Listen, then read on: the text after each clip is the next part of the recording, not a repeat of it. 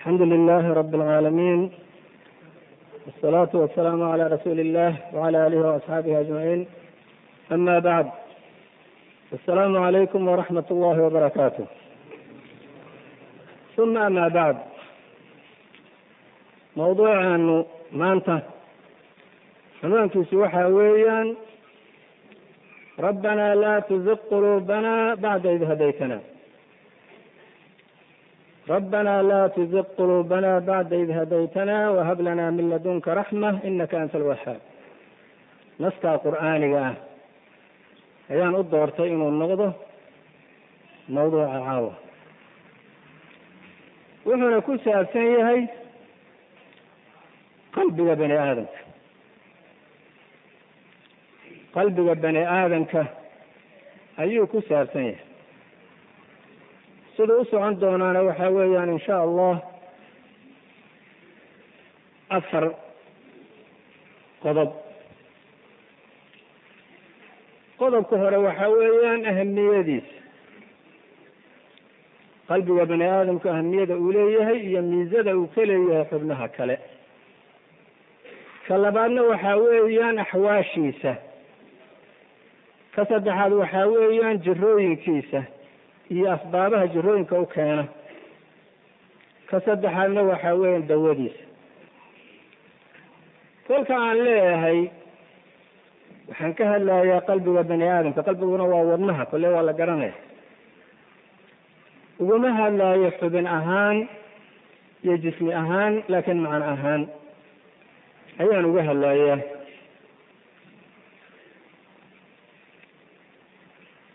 marka aan jirooyinkiisa aan sheegayana iyo axwaashiisa aan sheegayana, hawlaha uu qabto ee jirka uu qabto, inta goora daqiiqadiiba uu garaaco iyo inta litir ee dhiigaha jirka uu siiyo iyo waxyaalaha inta xidid muxuuha isagana u keenta dhiigga u keenta iyo waxyaalahaasi kama hadlaayo. waxyaalahaas cilmigeedu waa cilmi tibi, waa taqaanaan. aada iyo aad baana horumar looga gaadhay casrigan kada, ilaa ay gaadhay bani aadam dhintay wadnihii inta lasoo gooyo in bani aadam kale lagu beero. laakiin xagga sharciga ayaan uga hadlayaa. inta badanna waxaan ku koobnaanayaa insha allah nusuus min alqur'aan wasunna athaabita can rasuuli illahi sala allahu alayh waali wasalam. waxaana jeclahay xadiid kasta oon sheegaba inaan takhriijiyo oo aanan ku dhaafin qaala rasuulu llahi sala allahu alayh wali wasalam keliya. haddii alla yidhaahna mawduuca marka waa mawduuc aada iyo aada muhim u ah. waxaanan jeclaystay in uu noqdo 2 qaybood, oo caawa qaybta hore ay noqon doonto, haddii alla yidhaahna habeen kale qaybta labaad ay noqon doonto. habeen walbabana 2 qodob ayaan ka soo qaadan doona. marka 2 qodob ee caawa aan ka hadlaayo waxa weeyaan midka ugu horeysa oo ahamiyada uu wadnuhu leeyahay, iyo midka labaad oo ah axwaashiisa ku timaada aad ama joogtadaba u ah. marka mawduuca hore waxaa weeyaan ahamiyat alqalb. qalbiga bani aadamku jirka intiisa kale ahamiyad iyo miise gaar uu ka leeyahay, oo xubnaha isagaa waxaa la yidhaahaa waa boqorkii xubnaha ayaa la yidhaha. hadduu hagaagana raciyadu waa hagaagaysaa, xubnaha intooda kaleo dhan waa wada hagaagayaan, sida xadiidka nucmaan ibni bashiir radi allahu canhuma aan insha allah soo qaadan doono uu inoo sheegay. marka aada iyo aada ayay uga hadleen kitaabkiiyo sunnaduba wadnaha bani aadamka.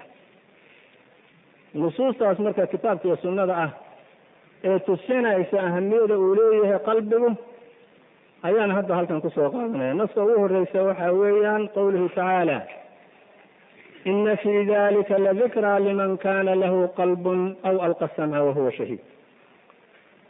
ina fii dalika ladikra, waxyaalaha alla uu soo sheegay suurat lqaf ee aayaddu ay kamid tahay oo alla uu kusoo sheegay buu wuxuu leeyahay markuu adilo badan alla soo sheegay waxay tusaale iyo waanooyin u yihiin arrimahaasu qofkii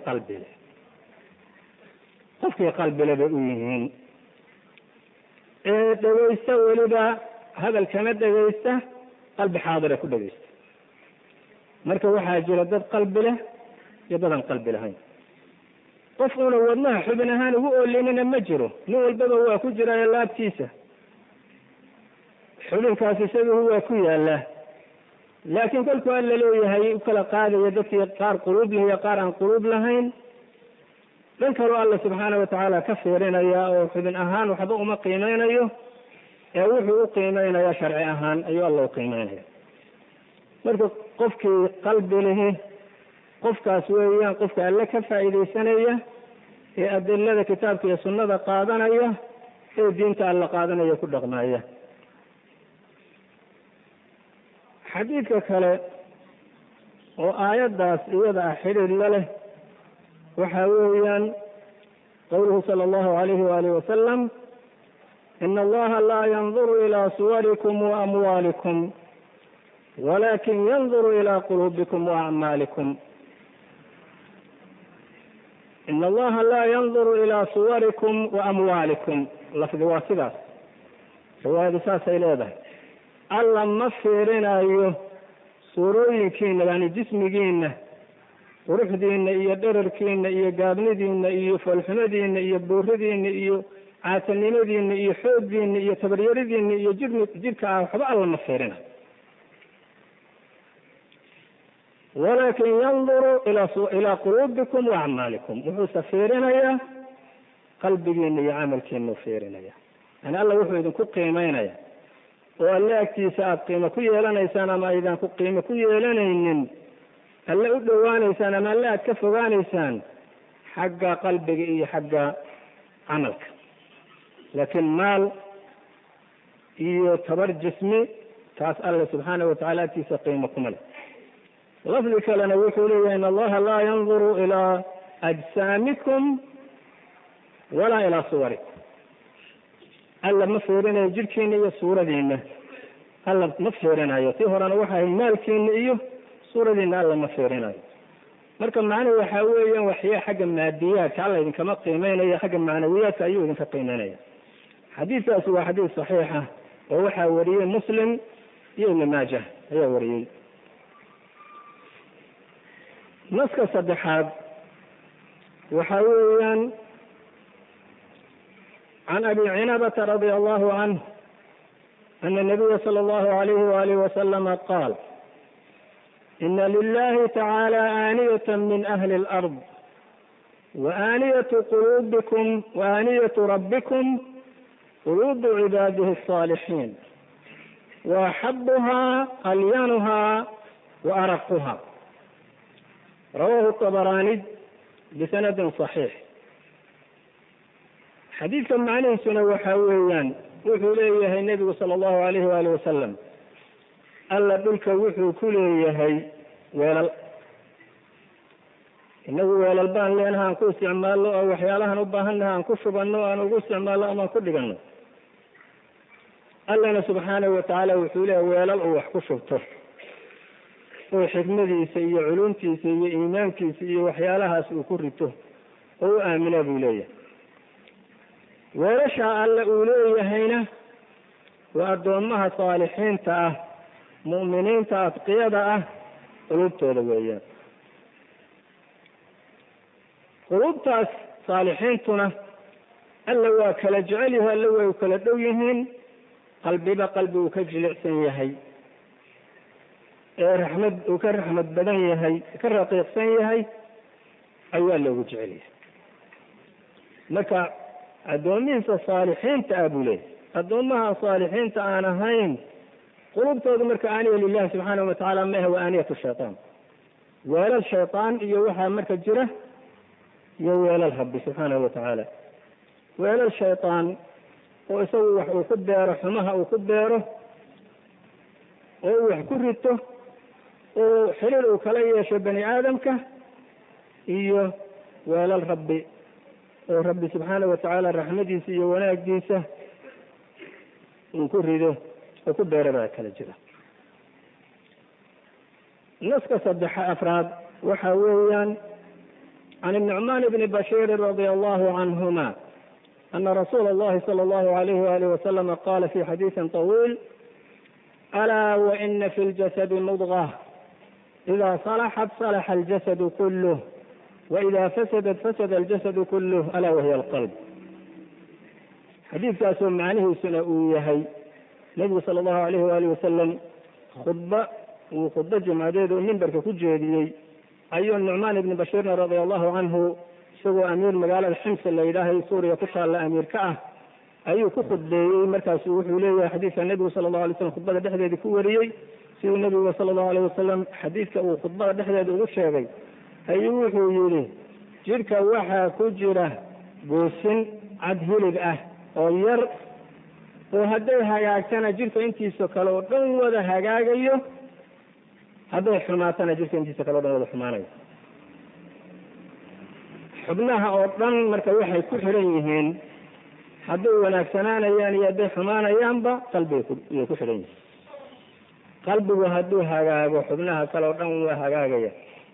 indhuhu waxaan khayr ahayn ma fiirinayaan, dhaguhu waxaan khayr ahayn ma dhegaysanayaan, heese xunxun iyo xan iyo been iyo baatil iyo ma dhegaysanayaan, gacantu waxaan khayr ahayn ma qabanayso, lugtu waxaan khayr ahayn uma dhaqaaqayso. wax waloo dhaniba xubin kastaba marka wuxuu ku xidhan yahay wadnaha. hadduu xubinkaasu xumaadana xubnahoo dhan kulligood wada shar bay ku dhaqaaqayaan. indhaha iyo dhagaha iyo muxuu ahay sanka iyo adimada kulli xubin waliba marka shar ayay ku wada dhaqaaqayaan. xadiidkuna waa xadiid saxiixa rawaahu sita.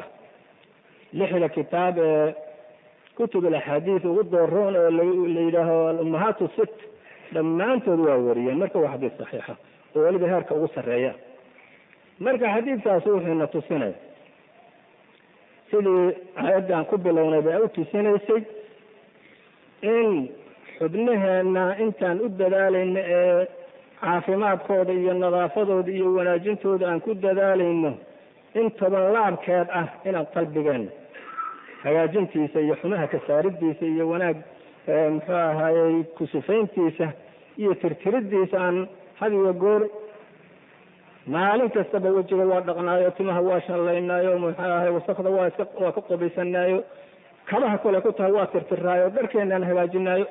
laakiin wadnihiisa qalbigiisa waa yar tahay qofka garan bahayo inuu isbedel ay ku dhaceen, inay jira soo gashay, inuu xumaa ka buuxo, inuu u baahan yahay tabiibin u baahan yahay, inta garanaysaaba iska yar. walciyaadu billah. ninkii shaacirka ahaaye muxuu ahaa albusiri raximahullah isaguna waa ka qasiidadiisa ku yidhi: waidaa xallat alhidaayatu qalban nashatat fi lcibaadati alacdaa. hadday qalbiga hidaayadu gasho cibaadada alle xubnahoo dhan u nashaaqay. xubnahoo dhan marka waxay u dhaqaaqayaan xagga alle subxaanahu watacaala iyo cibaadadiisa iyo u dhaqaaqayaan haddii wadnihii u hagaagsanaado. haddii wadnihii uu xumaadana xag shaytaan ayay xubnahoo dhan u wada dhaqaaqayaan. walciyaadu billah. naska shanaad waxa weeyaan can thawbana wacaliy bni abi aalib waabi umamata albahili radia allahu canhum. 3 saxaabi: ثوبان بن بلدد مولى رسول الله صلى الله عليه وآله وسلم، وعلي بن أبي طالب، وأبو أمامة الباهلي رضي الله عنهم أجمعين. يا النبي عليه الصلاة والسلام وحي كورنا أيان إلا ودي ما خير ما يكتنزه المرء. قفك وحو كيسره أو لكته محا وغفي عن يعني وحو قفك كسبره أو هيسته kayd uu ka dhigto iyo kayd uu ka dhigto maxaa ugu fiican. markaas wuxuu ugu jawaabay nabigu sala allahu alayhi waalihi wasalam: qalbun shaakir walisaanun daakir wazawjatun saalixa tuciinuka calaa amri diinika wa dunyaak.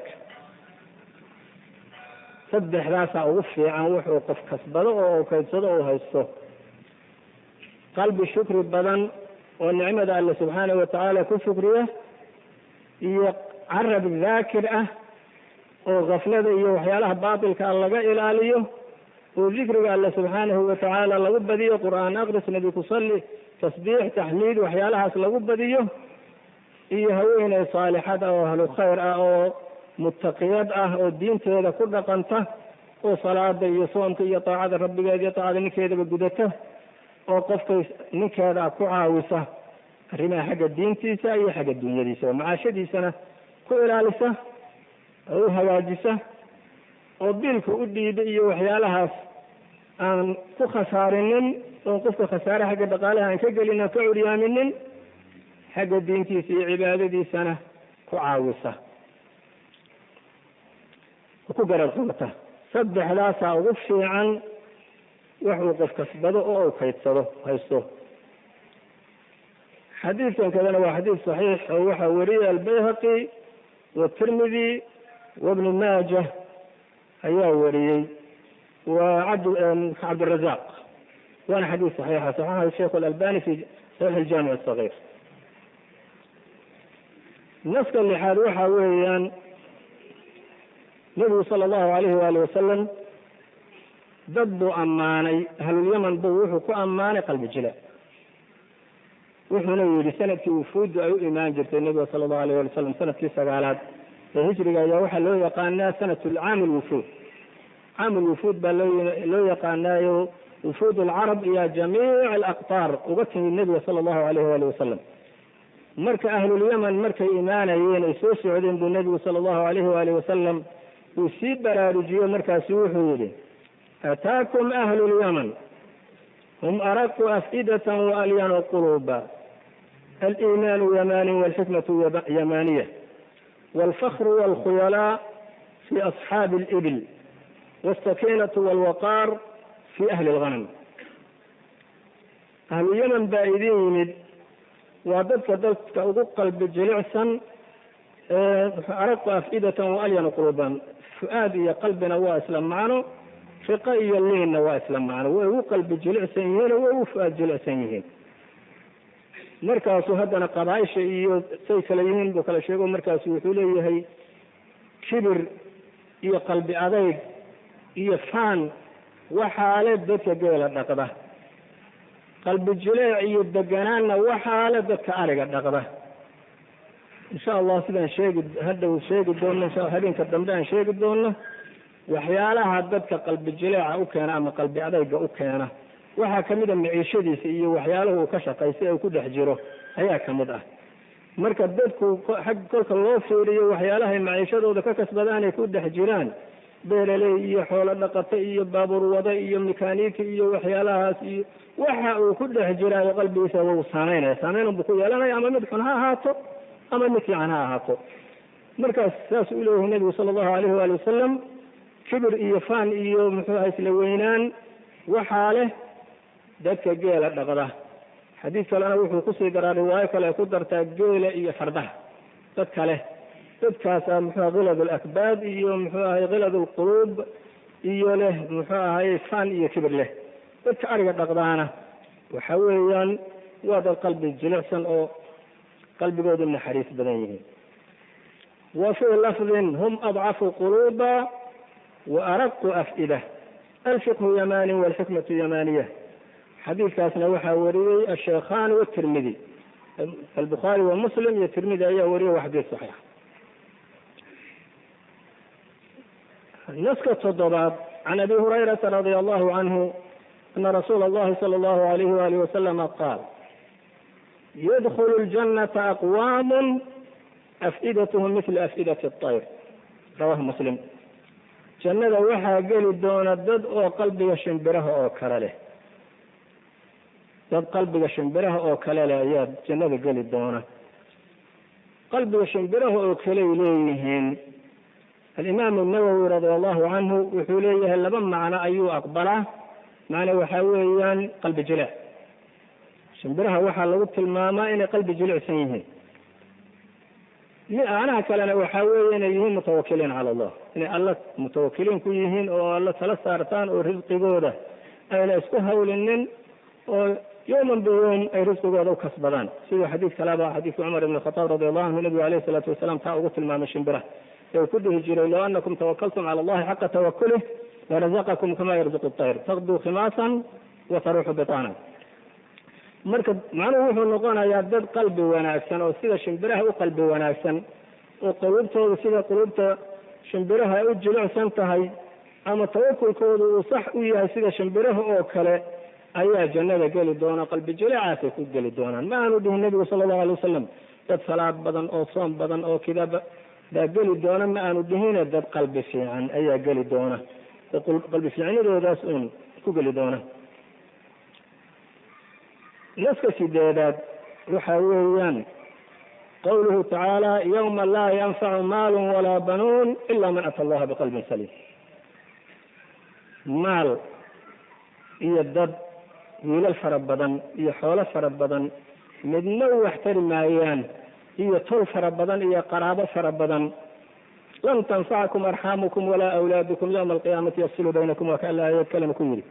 waxaa jirta marka maalin ayna wax kale oo wax anfacayaa jirin ilaa qofkii qalbi fayow alla ula yimaado mooyaane.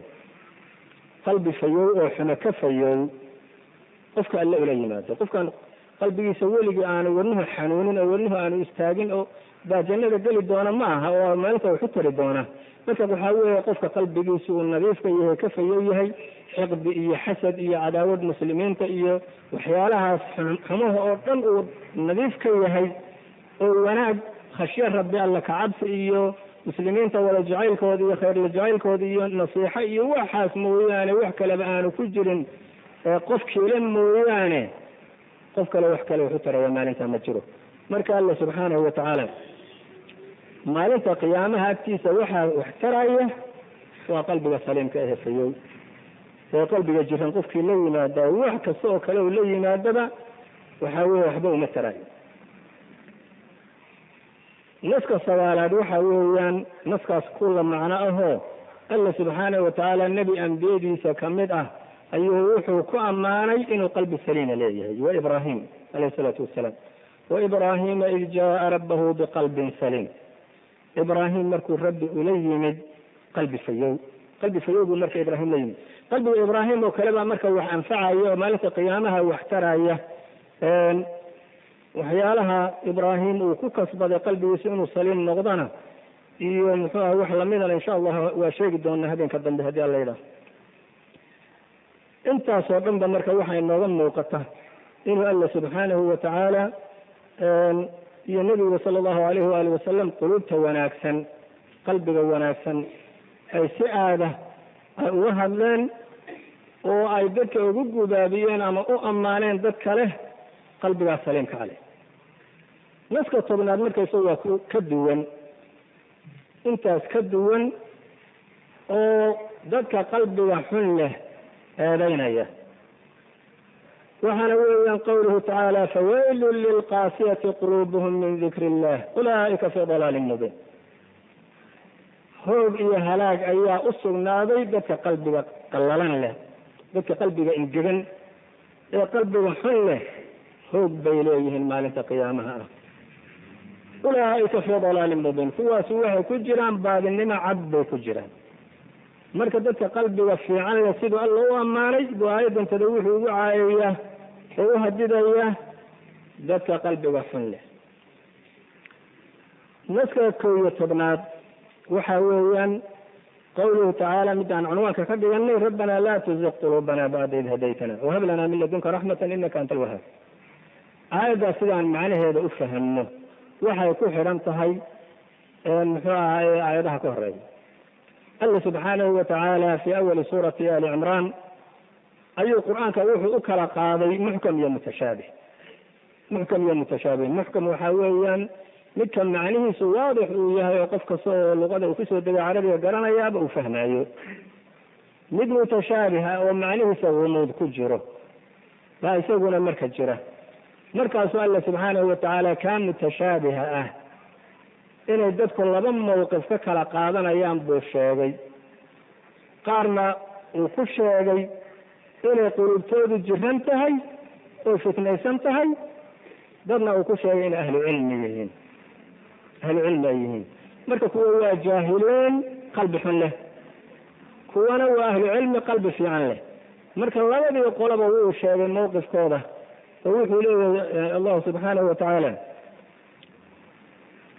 الله هو الذي أنزل عليك الكتاب منه آيات محكمات هن أم الكتاب وأخر متشابهات لماذا سآيات القرآن كليهن فأما الذين في قلوبهم زيغ فيتبعون ما تشابه منه ابتغاء الفتنة وابتغاء تأويله وما يعلم تأويله إلا الله هو قلبه يقلع عنه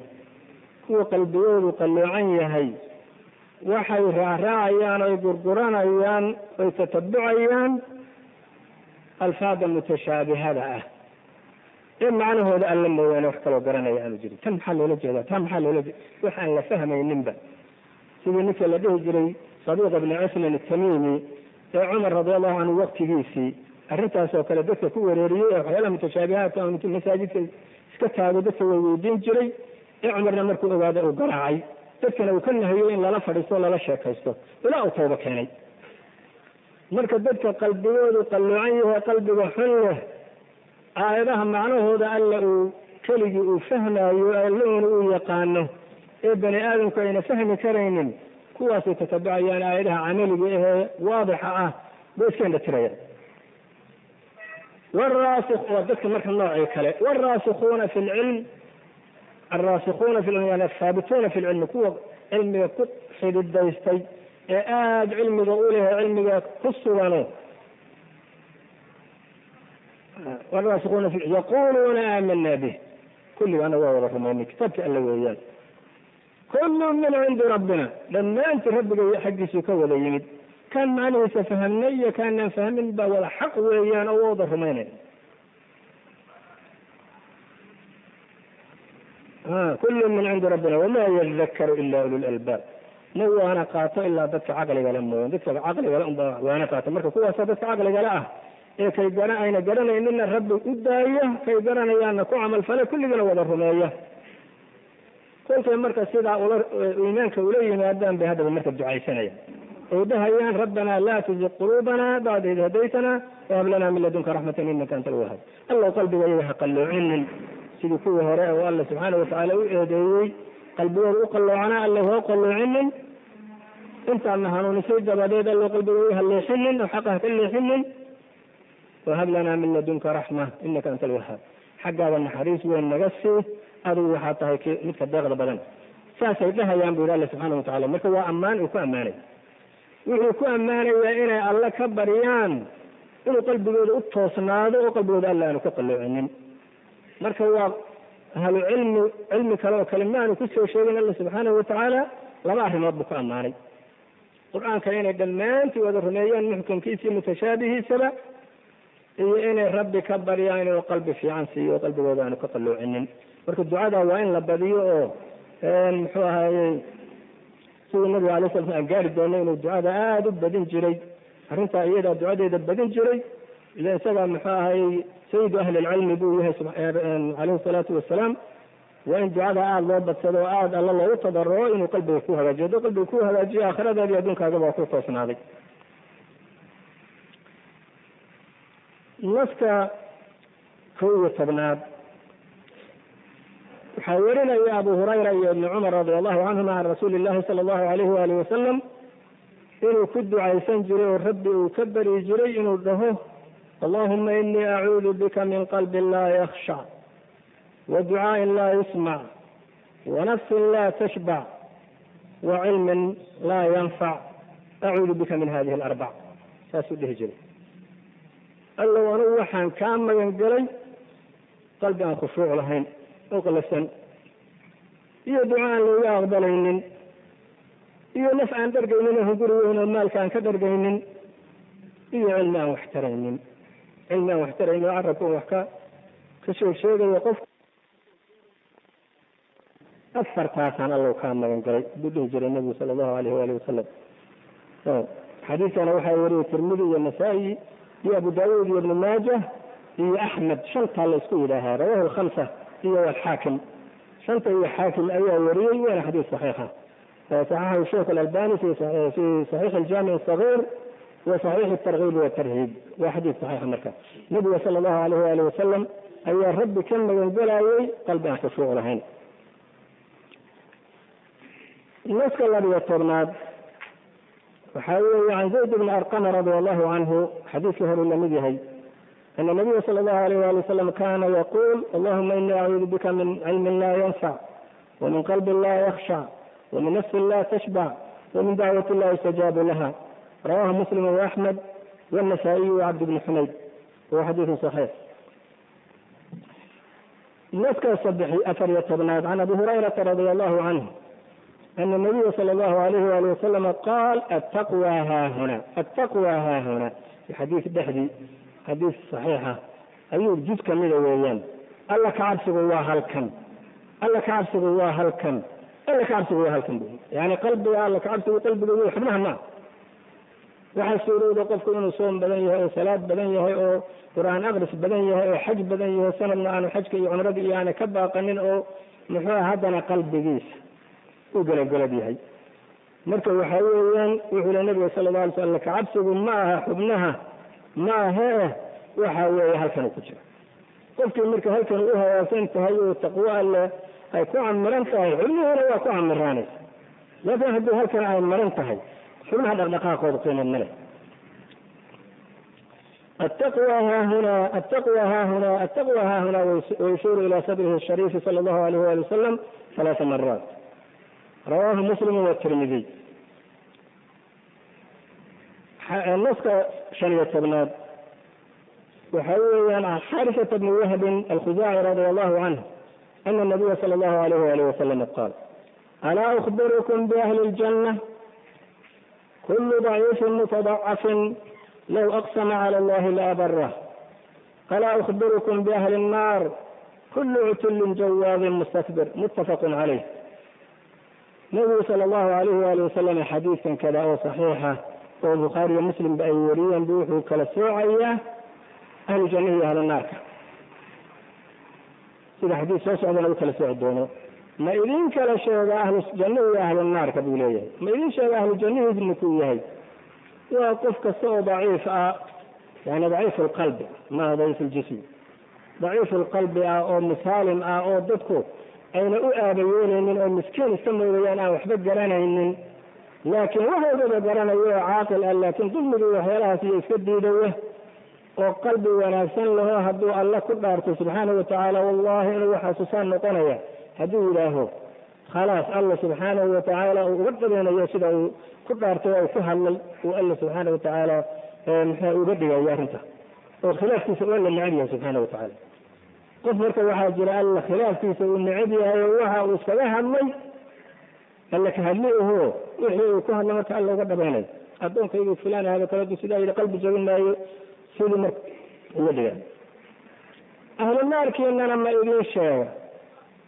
كل عتل جواد مستكبر وحاول ينقف كالسوء قلب أدق وغليظ ومال جعل وكبرانه وأهل النار حديث له يقول النبي صلى الله عليه وآله وسلم وحا سوري أهل الجنة وأهل النار كأننا نتكلم علامات باجرة حقيقة المرتبة النبي مجرى كريم لكن علامات المسلمين صلى الله عليه وسلم باجرة قف كالسوء قلب جلعسا وقلب ونافسا ودف قف والبابا ولا البهي وقف والبابا كيف يرون حريصا وككون درجين يقفنا عن ظلمين كظلمين اسرد القارنة يودف كنت معنا يعني الميدة يانسان كبين الدروش يا مسكين ويوداد ويحرصك علمنا يدفع إليهم الميدة هو حاجر مركان الله سبحانه وتعالى الله كيس درجة آدي قوين له إيه قف مرتبط استوى ينسين يوسن كتاجة ومال بدن ومحوها يسوي اسمه ما راح يحصل له يهدف دبوريان أهل الدنيا دبوريان أو مركب بابور تسجل أي هريرة هلا كمان يقف يدخل ترتمى يلباك وتكفر أي كيف كذب أي الله في سنة قيمة كلها هنا أهل النار أي جرى وها أنت أسمرك كان قلب ذا شو قلب فيعان الله تسوق فيعان شو قلب حن الله تسوق فيعان ولا دفع كيسة حكون مراعوين هذا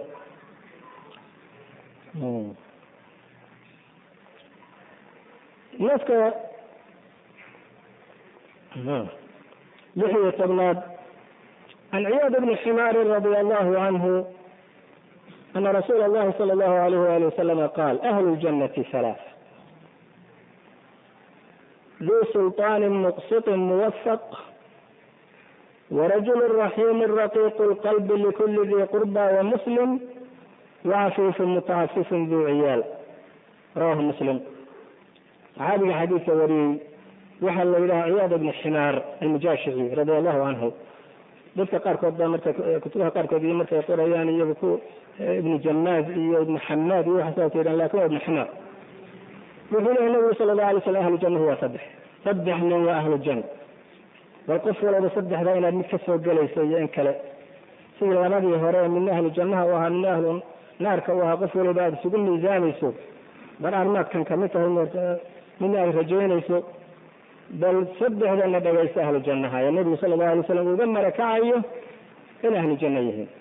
ninka hore waxa weeyaan nin madax ah oo caadil ah munsif ah oo muwaffaq lil khayr ka muwaffaq lil khayr ana waa ku sheegay nabiga sallallahu alayhi wasallam midka alla uu siiyo muxaahay wajara wanaagsan bitaana wanaagsan qof kasta oo madax ah laba bitaan uu leeyahay nabiga sallallahu alayhi wasallam laba nooc oo dad ah oo ku hareeraysan oo hoos soo reeya ayuu leeyahay la xiriira bitaana wanaagsan oo saalix ah oo khayrka sharaysa oo ku guubaadinaysa oo sharka uga digaysa iyo mid xun oo zaalimad oo sharka iyo balada iyo waxyaalahaas muxuu ahay u horseedaysa oo taa ku guubaadinaysa. midka alla u naxariisa marka waxaa weeye midka bitaanada xun alla ka ilaaliyo buu leeyahay nabiga sallallahu alayhi wasallam. waxaana jirta zamankeedan iyo zamanadan dambe oo dhanbaba inay kuwa madaxda ay doortaan bitaanada sharka ay doortaan u malayaan in iyagu khayr kala talinayaan dadka ahlullahi ee saalixiinta ah iyo cilmiga muxuu ahaayey waxgaradka waaninayo xumaha uga digaya ay u malayaan inay mucaaridiin ku yihiin ay fogeeyaan. nabiguna sallallahu alayhi wasallam wuxuu leeyahay qofka alla ilaaliyey waa qofka bitaanada soo alla uu ka ilaaliyo. a'uudu billahi. ahlu jannahu waa saddex.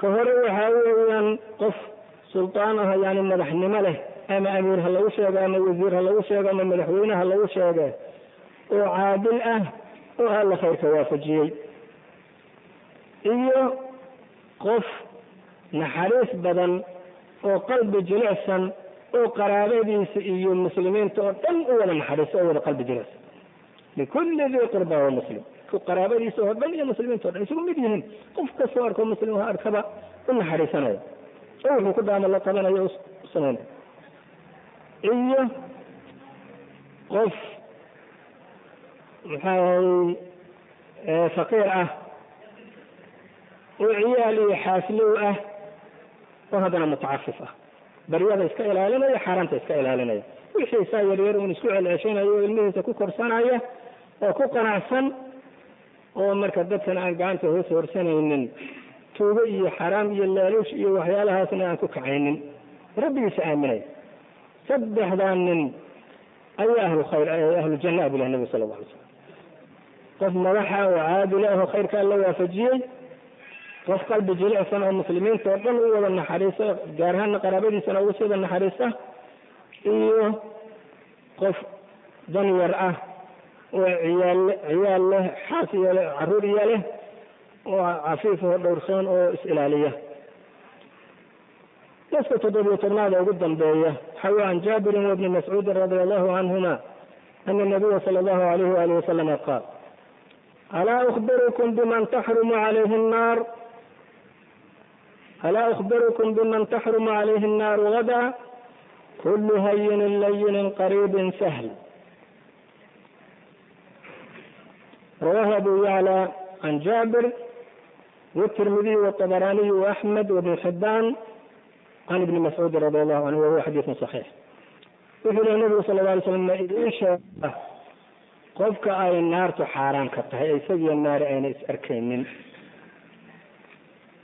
جركيس النار أين تابين من ما يدري شيء. معنى مركز هذا هاي يجيها النشر مركز سؤال النبي صلى الله عليه وآله وسلم يقول قفك هي اللين يعني قفك الجلع سنة قفك البابا صور راعي ما أنت هلك الإيرا وحي جلس قبل هذه اللي روايه هنا دقاج ده سؤال بدو يقال هي اللين والنكاس بينه لكن هو يسوي وحيم ملايين وكل اللي ينفكر نبغى صلى الله عليه وسلم كأمانة qofka jilicsan ee aan is adkaynin ee dadka muxuu ahayey u jajaban khidmadoodii waxyaalahaasi u jajaban oo sahliga ah hadduu wax iibinayo hadduu dadka wax ka iibsanayo haddii dayn lagu lahaa qof ka dalbanayo qofna aan wax xun la qaabilaynin qofna aan hadalka ku xumaynaynin ninkaas iyo isagu naar isma arkayaan. intaas 17 muxaha nas oo isugu jira nusuus qur'aaniya iyo nusuus axaadiis saxiixa kullaha ayaan marka mawduucan hore kaga baxay. haddaynu marka nusuustaas iyo keyrkeedba aynu fiirinana waxay noo caddaanaysa qalbiga wanaagsan siduu alle u jecel yahay oo rasuulkiisa u jecel yahay iyo qalbiga xun siduu alle u neceb yahay rasuulkiisuna u neceb yahay oo qiimaha qofka bani aadamkiihi uu ku xiran yahay qalbigiisu siduu yahay. hadduu xun yahayna qalbigiisu xun yahayna waa isaguna waa xun yahay qiimo male. muxuu ahaye weli isagu kolka adduunka laga fiiriyo haba fiicnaado siduu rasuulka alayhi salaatu wasalaam uu xadiis ugu yidhi qiyaamaha waxaa la keeni doonaa nin dheer oo buuran oo muxuu qurux badan oo madax ahaan jiray baa la keeni doonaa markaasaa la miisaamaya alla subxaana watacaala agtiisa lagu miisaamaya falaa yazunu cinda allahi janaaxa bacuuda kaneecaad garabkeedna laga miisaan noqon maayo. nin weyn oo buuran oo geedkaa la ego maxaa aada shilis oo muxuu aha qani aho madax ahooba inta qiyaamaha la keena la miisaanaya miisaan alla la saaraya markaasuu ka qiimo yaraanayaa kaneeca garabkeed. kaneeca garabkeedii arki kara bashu u qabanaysaa kaasna waa ka qiimo yari alla subxaanahu watacaala. kii dadka agtiisa kulliita ee iska qalbi fiicnaana waa kan kusoo maray inuu xadiidkii nabigu sala allahu alay slam uu leeyahay alla subxaana watacaala wuxuu carabka mariyo ma khilaafayo oo dhaarkiisa kama jabinayo. waxaan u gelaynaa marka mawduuci labaad oo ah axwaal alqalb. qalbigu wuxuu leeyahay axwaal fara badan buu leeyahay laakiin laba nooc bay kala tahay. mid waa xaalad joogto ah oo aanu ka fuqaynina had iyo goor uu leeyahay. kuwa taari ahoo asbaabi ay keento oo kala sidan uu noqonayo kala sidan uu noqonayo. labadaa xaaladood ayuu qalbigu kala leeyahay. xaaladda hore ee midda joogtada ee qalbi kastaaba aanu ka fuqaynin ee laxdana aan faaruqaynin waxaa weeyaan shiddatu taqallub isbedel badni aanu xaalad keliya ku sugnaanaynin had iyo goor uu wareegeysto hadba dhanu boodo hadba si uu noqdo. taqallubka iyo isbedelkana marka lagama wado garaaca uu garaacayo iyo waxyaalahaas lagama wado ee waa xagga afkaarta kusoo dhacay. hadda waxba kusoo dhacayo uu ka boodo wax kaluu qabsanayo sidaasoo had iyo goor ku soconay ma joogsanayo. arrintaas iyada aana adiladeeda baan marka halkan kale ku sheegaynaayo ah min alkitaab wasunna. الأول عن أبي موسى رضي الله تعالى عنه عن النبي صلى الله عليه وآله وسلم أنه قال إنما سمي القلب من تقلبه إنما مثل القلب مثل الريش في الفلاة تعلق في أصل شجرة تقلبها الريح ظهرا للبطن. رواه أحمد والطبراني وهو حديث صحيح صححه الألباني في صحيح الجامع الصغير وفي التعليق على المشكاة. wuxuu leeyahay nabigu sala allahu alayh waali wasalam qalbi waxaa qalbi loogu magacaabayba isbabedel badnida min ataqallub ayaa laga keenay isrogrogid iyo isbabedelid. siduu nin shaacirana u leeyahay wamaa sumiya alinsaanu ila linafsihi wala alqalbu ila anahu yataqallab. bani aadamka waxaa insaan loogu magacaabay min annisyaan baa laga keenay waa iloosho badan yahay. qalbigana waxaa qalbi loogu magacaabay isrogrogid badina iyo isbabedel badnida. marka wuxuu leeyahay nabigu sala allahu alayh waalihi wasalam qalbiga waxaa qalbi loogu magacaabay isbegediga badan iyo isbebedelka badan. marka qalbi macnihiisaba haddii la macneeyo wuxuu noqonaya isbegediga mise isbebedele uu macnihi noqonaya. waxaa loogu magacaabay qalbi loogu magacaabay min taqallubihi isbebedelkiisa iyo isbegedigiisa daraaddeed baa loogu magacaabay. waxayna xaaladiisu lamid tahay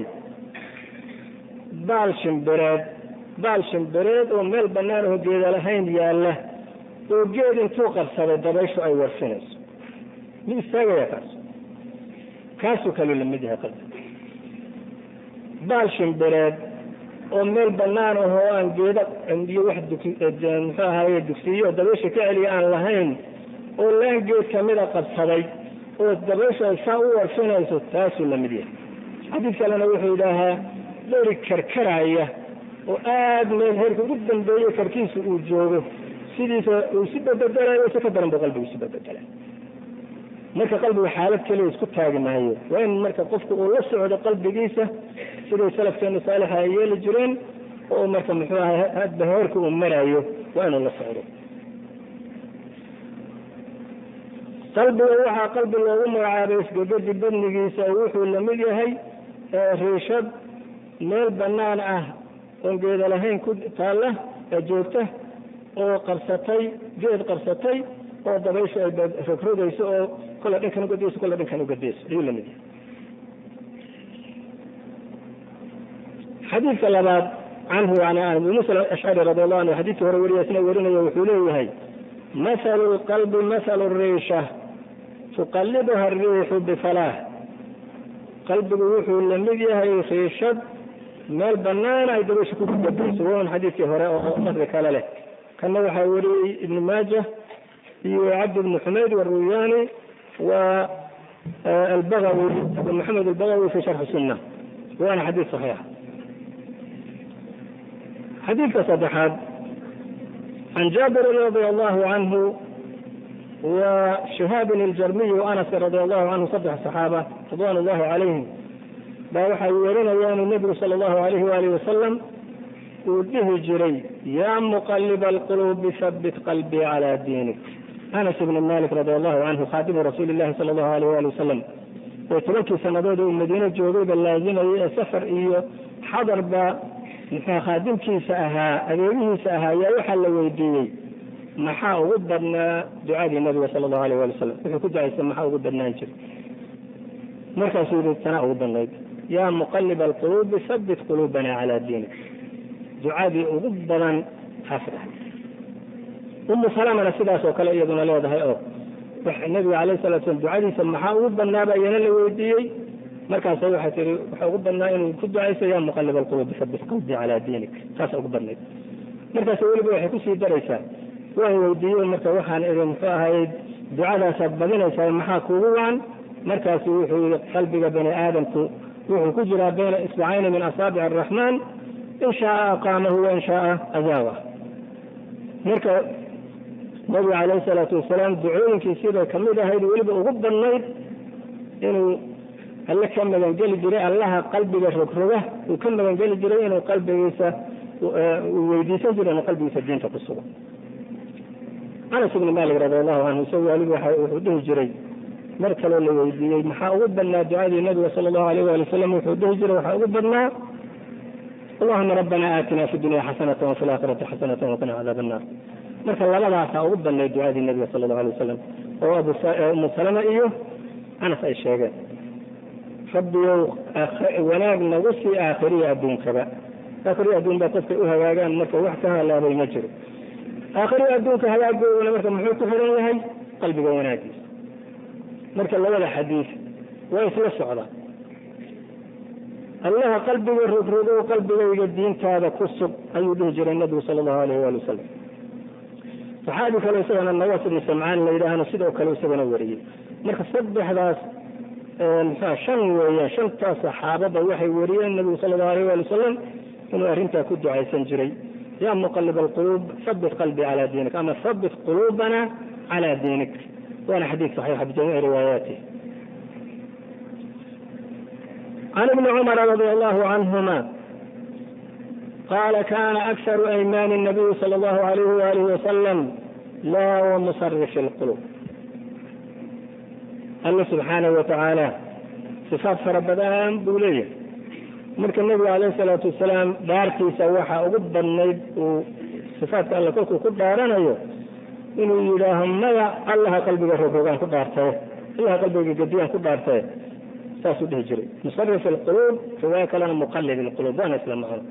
allaha qalbiga jeejeediyaan ku dhaartay mise allaha qalbiga rogroga ayaan ku dhaartay, saasuu marka dhihi jiray. xadiidkana tirmidi iyo ibnu maaja ayaa wariyaya, nasaa-i labada riwaayadood bay kala wariyeen, waana dhammaantiisa waa xadiid saxiix. intaas marka waxa weeyaan adillada tusinaysa qalbigu inuu isbedel joogto ah leeyahay oo aan xaalad kaliya ku sugnaanaynin ee hadda si uu isu bedelayo marka waxa weeye qofku inuu qalbigiisa control oo la socdo weeyaan haddaan muqaarano ku samayno qur'aanka xifdigiisa baxsaka oo qofka xaafidka ka baxsado iyo qalbiga isbedelkiisa waa la yaqaanaa qur'aanku qofkii xifdiya haddaanu ka warhaynin hadba aanu aqrinin inuu dib ka baxsana una sheegay nabiga sallallahu alayhi wasallam laakiin qalbiga sidoo hadda isu bedelayo haddaan laga soconin oo xaaladda wanaagsaneed ku ogeyd aadan ku tantaroolin oo durba u baxsanayo meel kale ugu doodayo ka yiri iyo qur'aanka ka yiri balfooriya qur'aanka wuxuu leeyahay nabiga sallallahu alayhi wasallam fa'ahadu al-qur'ana فإنه أشد تفلتا من الإبل في عقولها جلد الضبران أنا جرد حران يكشبها يا النبي صلى الله عليه وسلم لكن قال هذا ضبرتو من كديسو وأنا كورها إننا ذهب ضوء جنين وإنه كدب عيين فلا هذا لسع من حرب وفرنا وبحثنا قرآن كان كبرا إذا قال فيها يلا الضبران والضبرتو هذا يورها وبحثه قرآن كبحث شديدة من صدر الحافظ وكبح صده هيا كبرا دوله لكن الدبر كأنه يدوه كله يكون جوابه كنا نقول النبي صلى الله عليه وسلم خيشد أي الدبيل كور فينا يسوء ويكون شبه على النبي صلى الله عليه وسلم مركا قرآن كحمد جيسا سيدا لو جدد على سكبدا وين قلبه حمد جيسا لو جدد على أما أحواشي إيسا طارئ أدعه يد اللازمة أنا هين يد والبنات مركز لكن سجالا بإن شاء الله وصل شيء جديد. وها مركز قلبه يروح إليه هي مرض واجه هذا قلبه في جسمه وجه هذا وقلبه وجه هذا. هذا أكثر بدن قول سبحانه وتعالى الله سبحانه وتعالى وكش هذا قلبه إنه مرض إليه هي وأساليب كلا جدسن وكش هذا qaarkood ugu sheegay inay qalbigoodu jiran yahay dadka uu qaarkood ugu yiri iska ilaaliyo dadka qalbiga jiran leh dadka maxaa qaar uu leeyahay ala sabiil istifhaam uu keenay uu leeyahay maxay saa u yeelayaan qalbigooda jiran aayado fara badan oo anwaacdaas oo kala gedisan oo saalibta kala gedisan oo khabar iyo taxdiir iyo maxaa istifhaam iyo ku sheegayo ayaa Allah subhanahu wa ta'ala ku sheegay quraanka waxaana kamid ah maxaa هذا سورة البقرة كجرت الأولية في قلوبهم مرض فزادهم الله مرضا ولهم عذاب أليم بما كانوا يكذبون. هذا كلام وحي كل أمهات المؤمنين كمركوا لها اللايي ولا تخضعن بالقول فيطمع الذي في قلبه مرض. مركا ذكر لها اللسان أمهات المؤمنين في أي كل يهي أو أنت كلام مركا لم يدوي كل كان رجل لها اللسان عدتها جلجل عنين أو عظم هاي جلعسا أو جبنها كدقين قلب صوت حب عادي كلها لضدك يعني هم جلجل أو نريد تمع كل قلبه الجفان يعني أوين إذا مرك الله بس هذا القانون أو أكسيسو محاها صوت محاها عادي أو هي هذه هذا الجلعسا أو اللي فيه في ذا أو درسه وهذا الدها يقول كقف قلبي سكجرا مرض كجرا يروح يسدها يورتن ترم ده ويكون باقي سايو ده هاي شكك لو قدرتوا بكره قدن لهيدو كاسو كدغا يا وليه اسكا ilaaliyo dad waxa jira qalbigoodu jiran yahay oo sawirkiina hadda jajrisaan oo jilcisaan mudurin ka galaaye iska ilaaliyo qalbiga inaan adkina ilaaliyo mufasiriinta qaarkood baa waxay dhahaan markay ka gal hadlayso وأنا أفكر أدويس وأنت أدويس سيعد فور أوه إن هذا عد خشنا وسيعد فرق وكلا أوياشه إليه يعني كوهم وكذب يا مرك الله سبحانه وتعالى هاي كلام الله سبحانه وتعالى بوحي كله هي أفي قلوبهم مرض أم ارتاب أن يحيث الله عليهم ورسوله مركو قال لك سبحانه وتعالى بك كبوا بابنا إن وحلوا يحيحون هي قد صدا كتابك الله سنة النبي عليه الصلاة والسلام وكلبحوا بدك الديدة يا أهنتاس هي وحي لما قلبي ولا جخان مركب قلبي ولا جخان هي جرا آية فربنا أو النوع عاسة لبس بالهذا من سورة البقرة إلى سورة المدثر القرآن كدحدي سايا فاو فربنا هي انتو شوريين قلوبتو جراء إلى هذا ودك قاركون ما يكون ku cadaynayo inay jiran yihiin qalbigoodu dadna uu leeyahay maxaa saa u yeeleen qalbiga ka jiran dad uga digayo uu leeyahay iska ilaaliyo dadka qalbiga jiran leh xaaladda labaad ee qalbiga ku timaada waxa weeyaan qaswadana macnaheedu waxa weeye waa qallalaan marka waxaa jira qalbi qallalan oo qallafsan oo raxmad iyo waxba wanaag midna aan lahayn oo sidii qori oo kale ama qorigal ka daran arrintaas marka inay jirto oo qulubta qaarkood dadka qaarkood qulubtoodu ay wax walbaba ka adag tahay Allah subhanahu wa ta'ala soo banu Israa'iil yahuud la hadlaya wuxuu yiri thumma qasat qulubukum min ba'di dhalika fa hiya kal hijara aw ashad qaswa wa inna min al hijarati lama yatafajjaru minhu al anhar wa inna minha lama yashaqqaqu fa yakhruju minhu al ma' wa inna minha lama yahbitu min khashyati Allah intaad aragteen mucjizaadkii ambiyooyinkiini iyo calayhim salaatu wasalaam aad aragteen daradeedba qalbigiinni uu qallalay oo dhagaxana waa ka qalafsan dhagax oo kale weeyaan ma waa ka qalafsan markaasuu sheegay Allah subhanahu wa ta'ala inay ku jiraan dhagxanta qaar khushuuc leh iyo qaar taqwo leh alla ka cabsada iyo inay ku jiraan oo dhagaxaba waxaa suurowda taqwada Allah subhanahu wa ta'ala heer sare intuu ka gaaro inuu buurtu saarad uga soo dhaco khashada alla darad uga soo waxa kamid ah dhagaxii ku soo dhacay saddex nin ee musaafiriinta ah ee nabiga sallallahu alayhi wasallam ka sheekeeyay roobka godka ka galay dhagaxaas sida uu cadeynayo riwaayat at-Tabarani fi kitab ad-du'a oo aad iyo aad u tafsiiliyay riwaayatiisa kala gudbisan wuxuu leeyahay wa kana mimma yahbitu min khashyati Allah dhagaxaas daad masuuridina waxa soo riday cabsi alla marka dhagaxan alla ka cabsata baa jirta iyo qulub bani aadam oo xanta ka qalafsan oo aan raxmad lahayn ayaa ku jirta qulub dhagaxana ka qallalan baa jirta sifada saddexaad ee qalbiga ku timaada waxa weeye al-ama indhaan sidii indhahan madaxa ku yaalayo nuurku uga tago oo aragtidu uga zuusho ayaa qalbigana wax garabku uga zuulaa oo nuurku uga baxaa oo indhabeela marka waxaa jira qalbi wax arkaayo indhale basiira lagu magacaabaa indhaha qalbiga basiira ku magacaabaa kuna basar ayaa leeyahay iyo qalbi indhale oo waxba aan garan Allah subhanahu wa ta'ala arrinta markuu ka hadlayay ayuu wuxuu sheegay marka loo fiiriyo qalbiga indhabeelkiisu inta nurbeelkaduna waxba ahayn يقول الله سبحانه وتعالى أفلم يسيروا في الأرض فتكون لهم قلوب يعقلون بها أو آذان يسمعون بها فإنها لا تعمى الأبصار ولكن تعمى القلوب التي في الصدور بصركم ما أردت الدولة قلوبت حبك كجر تأيغ عند الباشا هو أجرى عندها نين والنور كتبوا ضدك قاركوض عند البالان واجرى لكن قلت اللي ليه كاس عند البال معها يعني ما هو حويا قلت الله فيري قلوبت عند البال كذا ما عند البال كيس وحده معها هذا قلت قلبي أفيوية ولكن عنده بصرك الله وكقاضي وأقول شيء